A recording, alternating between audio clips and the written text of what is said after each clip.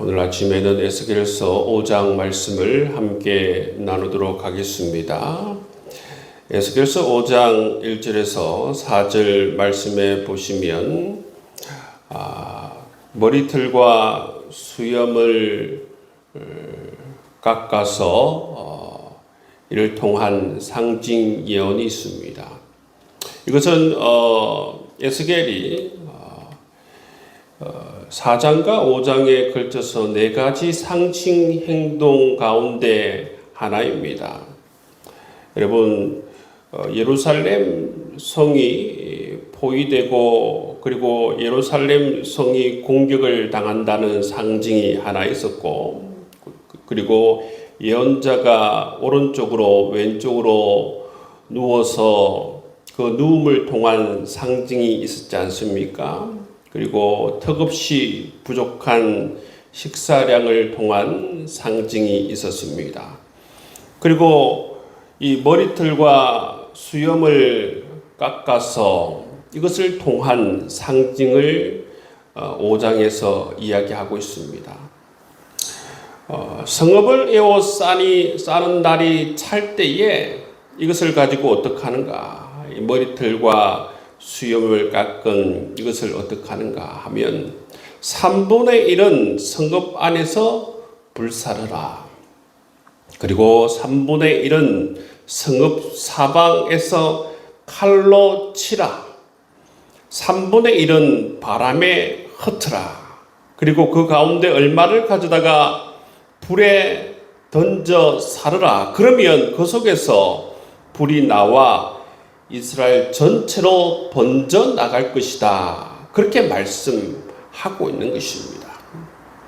여러분, 이것은 이제 머리털과 이 수염을 통해서 바로 예루살렘과 이스라엘 전체가 이처럼 멸망하게 될 것임을 상징적으로 보여주는 그러한 모습이라고 볼 수가 있습니다. 4장과 5장에 걸쳐서 이 4가지 상징을 통해서 여러분, 유다가 이처럼 멸망하게 될 것이다 말씀해 주고 있는 것이죠.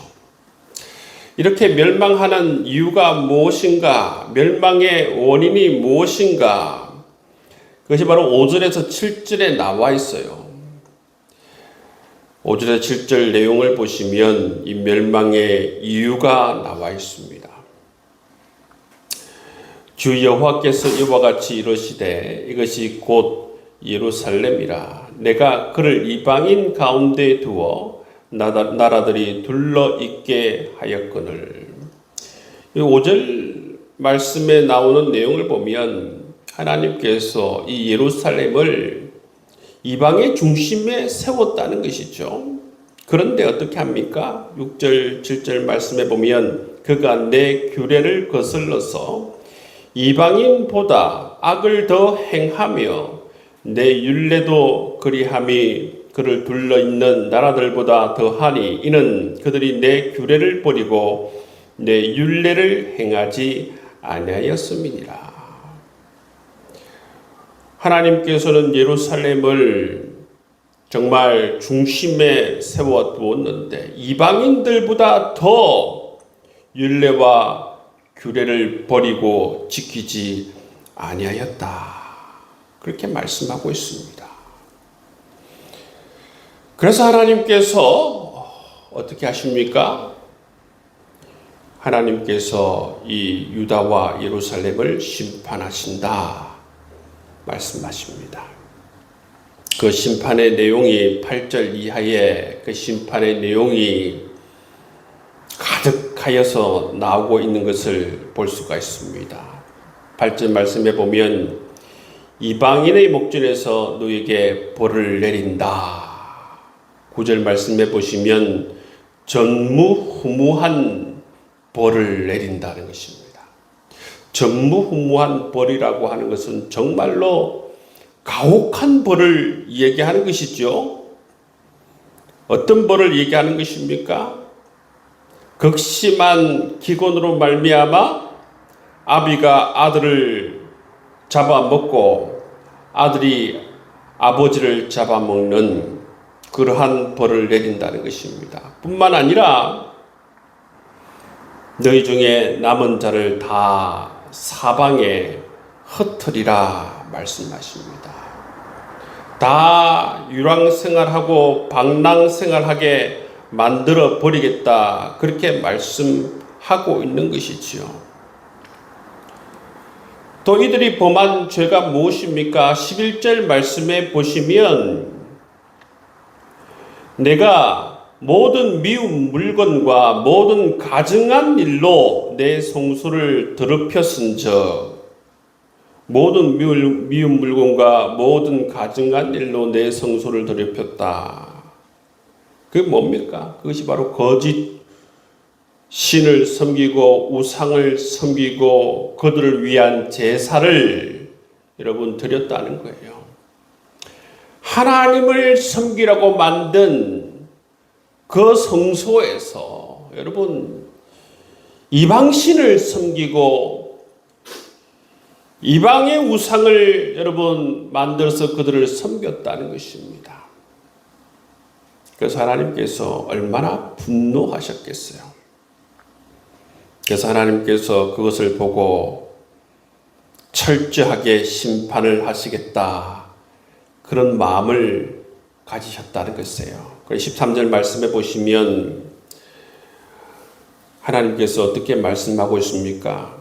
내 노가 다한즉 그들을 향한 분이 풀려서 내 마음이 가라앉으리라. 내 분이 그들에게 다한즉, 내 분이 다 그들에게 다한즉이라고 하는 것은 뭡니까? 내 분이 다할 때까지, 내 분이 풀릴 때까지 여러분 그들을 심판한다, 그런 말 아니겠습니까? 이런 거짓 신을 섬기고 우상을 섬기고 그들을 섬긴 이 죄악으로 말미암아 하나님께서 그 노가 다할 때까지, 분이 풀릴 때까지 하나님께서는 철저히 그들을 심판하시는데, 어떻게 심판하시는가 하면 3분의 1은 전염병으로, 3분의 1은 기근으로, 3분의 1은 칼로 죽이시고 3분의 1은 사방으로 흩어서 그 뒤를 따라가며 칼로 죽이시는 모습을 볼 수가 있어요. 여러분, 이처럼 하나님께서는 질투하시는 하나님이세요. 하나님께서 시내산에서 언약을 맺지 않습니까? 이 언약이라고 하는 것은 영혼의 결혼식과 똑같아요. 나는 너희의 하나님이 되고 너는 나의 백성이 되라. 나는 너희의 하나님으로서 도리를 다할 테니까 너는 내 백성으로서 도리를 다하라. 그 말이 뭐예요? 너는 나만 사랑해라, 그 말 아닙니까? 너는 나만 사랑해라. 그래서 도장을 찍었는데, 이처럼 여러분 그 성소에서 가증한 그러한 일을 범하고 이방 신을 섬기니까 하나님께서 엄청나게 여러분 화를 내시는 것입니다. 그래서 하나님께서 정말 분이 풀릴 때까지, 노가 풀릴 때까지 여러분 이스라엘 백성들을 향하여서, 유다 백성들을 향하여서 이렇게 철저하게 심판하시는 모습을 볼 수가 있어요. 이걸 통해서 우리가 알 수 있는 게 뭡니까? 죄가 이처럼 무섭다라는 것입니다. 죄의 이 파괴력, 죄가 이처럼 무섭다라는 것을 우리가 알 수가 있는 것입니다. 하나님은 질투의 하나님이세요. 우리를 사랑하시되 우리를 독점하여서 하나님께서는 사랑하길 원하신다라는 것입니다. 하나님께서는 오직 우리가 하나님만 사랑하길 원하시고 오직 하나님 말씀에 순종하길 원하시는 하나님 백성이 되길 원하신다는 사실을 우리가 알 수가 있는 것입니다. 그렇기 때문에 여러분 이 말씀을 통해서 우리가 결단해야 되는 건 뭡니까? 오직 하나님만 사랑하며 살아가는 하나님 백성 되길 원합니다. 여러분 이것을 우리가 결단해야 되는 줄 믿습니다. 여러분 우리 하나님은 질투하는 하나님이세요. 우리가 언약을 어기고 죄를 범하게 되면 이처럼 엄청난 죄의 파괴력에 의해서 심판을 받을 수가 있다는 것입니다. 하나님의 노가 이처럼 엄청난 심판과 재앙을 가져올 수 있다라는 사실을 우리가 기억해야 할 것입니다. 하나님의 이 심판, 하나님의 채찍 왜 있습니까? 하나님이 바로 우리를 이처럼 사랑하신다라는 것입니다.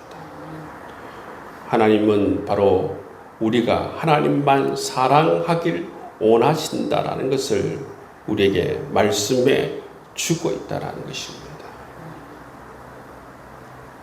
오직 하나님만 사랑하기를 결단하는 오늘 하루 될 수 있기를 주의 이름으로 축복합니다.